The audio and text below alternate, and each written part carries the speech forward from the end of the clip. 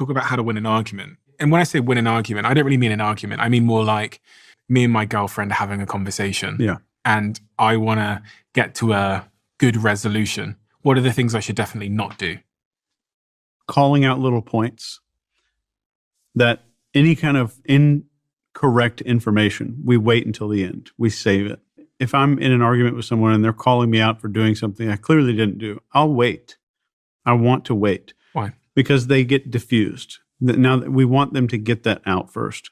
But right away, as soon as possible, in any argument like this, I want to establish, like, do we have a similar common ground? What common ground do we share? And do we want a similar outcome? Do we both want the same thing from this discussion? I would never call it an argument. This is the outcome I want instead of I need to win an argument. Because when we're in a fight, we tend to think I intellectually need to conquer this conversation and I need to be right. And if I can be right, that means I was right.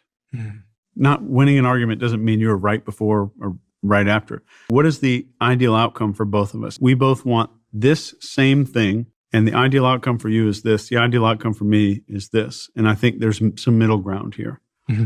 And that would be the same thing in a relationship. If anything started spinning out of control, the first thing I'm going to think is, I'm going to hear what's not being said. So if my wife was saying, you don't even need to call me. You don't call me anyway when you're on these business trips. I never get phone calls. Do you think she is worried that her phone isn't ringing, or she's worried that she's not being appreciated and not feeling loved? Men especially will tend to say, well, let's open these facts really quick. Pull your phone out. I'm going to show you some missed calls right now. It's not about the calls. I need to hear what's underneath the statements that someone is saying. You need to hear between the lines, just like a behavior profiler. So what's the emotion that's starting here? Is it anger? Is it loneliness? Is it feeling unappreciated? I need to understand what the emotion is behind what someone's saying and address that, and never address exactly what people are saying to try to win an argument. So let's say you give me some line about, like, if you don't do this, I'm going to have to work 19 hours next week. So it's never about the hours, and it's guilt, right? Mm-hmm.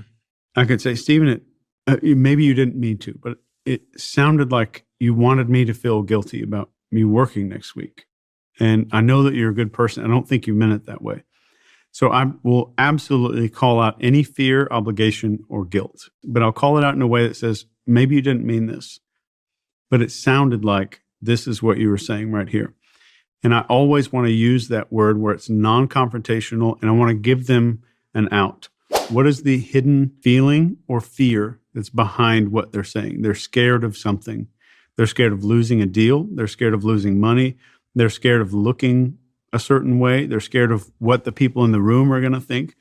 So where is the hidden fear in someone's argument? Anytime you're in an argument, there's a level of concealed fear. And just 30, 40 seconds, you can find that. And a lot of people teach this as a tactic, but just stopping and looking at a person after they do that in an argument is so incredibly powerful. Just stopping and looking at them. Yeah. The moment that I stop, it lessens the power of that statement, because I'm not stopping as a tactic.